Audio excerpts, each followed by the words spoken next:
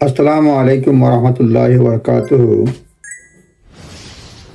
একটা টেকনিক্যাল বিষয় বলতে চাই, বিশেষ করে যাদের ওয়ার্ক পারমিট রয়েছে, স্টুডেন্ট ভিসা রয়েছে, তাদের বাচ্চাদের অবস্থান সেটা সম্পর্কে, বিশেষ করে মেডিকেল ট্রিটমেন্ট সম্পর্কে অনেকেই পয়সার কারণে বা ফিজের কারণে বা অন্য কারণে নিজেদের ভিসা এক্সটেনশন করেন, বাচ্চাদের ভিসা এক্সটেনশন করেন না। তাদের জন্য একটা টেকনিক্যাল আইন জানা জরুরি, সেটা আপনাদের সঙ্গে শেয়ার করব। যারা ইমিগ্রেশন হেলথ চার্জ পে করেন, তারা যতদিন ভিসা রয়েছে এনএইচএস যে ইমিগ্রেশন হেলথ চার্জে তার ট্রিটমেন্ট কাভার করে। এখানে তাদের যদি কোনো সন্তান হয়, কোনো চাইল্ড তাদের ঘরে জন্ম নেয়,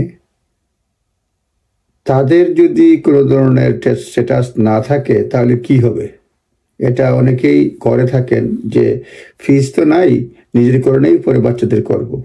কিন্তু কোনো কারণে বড় ধরনের কোনো ট্রিটমেন্ট দরকার পড়লে বা যে কোনো ট্রিটমেন্ট দরকার পড়লে তারা কিন্তু বিপদে পড়তে পারেন। চাইল্ড বা চিলড্রেন যারা ইউকেতে জন্ম নেয়, যাদের পিতামাতা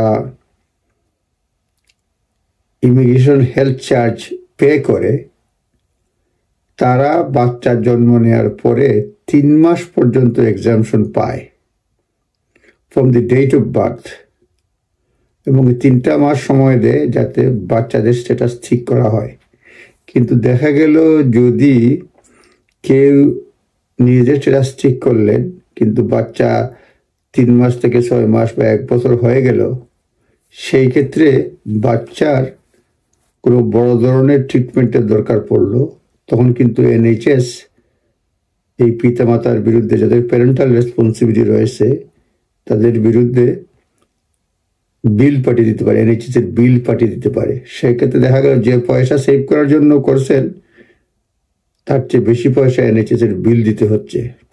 আর প্যারেন্টাল রেসপন্সিবিলিটি আর বিল যদি 500 পাউন্ডের বেশি থাকে, তাহলে আপনার পরবর্তী ভিসা রিফিউজ করতে পারে। সুতরাং খুবই কেয়ারফুল থাকে। আমি এই জন্য বললাম যে অনেকে এটা করে থাকেন। Children born in the UK, who have paid NHS, তাদের এনএইচএস ইমিগ্রেশন হেলথ চার্জ, তাদের 3 মাস exemption from charge from the date of birth, এবং 3 মাস সময় দেয় যাতে বাচ্চার স্ট্যাটাসটা ঠিক হয়ে যায় আর কি। They may be become liable for charges for relevant services received by the children after 3 months exemption. 3 months এর পরে যে ট্রিটমেন্ট ফেসিলিটিস তারা নেয়, যে সার্ভিস, রেলিভেন্ট সার্ভিস নেয়, তাহলে তাদের পে করতে হতে পারে। সুতরাং এটা খুবই careful. Children born in the UK to a parent who has a pre-settled status, where children is not a British citizen, have 3 months exemption from the charge from the date of birth, enabling them to parental responsibility to regularize their children's status. এই ঠিক একইভাবে যাদের European, যাদের প্রিসেটেল status রয়েছে, তাদের ঘরে যদি কোনো সন্তান হয়, 3 মাস সময় দেয়, 3 মাস এক্সামশন, 3 মাসের পরে এনএইচএস তাদের সার্ভিসের জন্য চার্জ করতে পারে।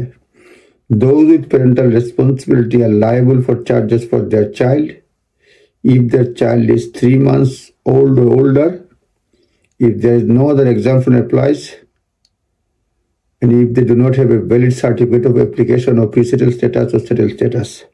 সুতরাং নিজ দায়িত্বে দেখে নেবেন। জাস্ট একটা ইনফরমেশন শেয়ার করলাম। আপনারা ভালো থাকবেন এবং নিজস্ব লয়ারের পরামর্শ নেবেন। আরও বিভিন্ন ধরনের কন্ডিশন রয়েছে। জাস্ট এটা সাধারণ একটা ধারণা দেওয়া হলো। আসসালামু আলাইকুম।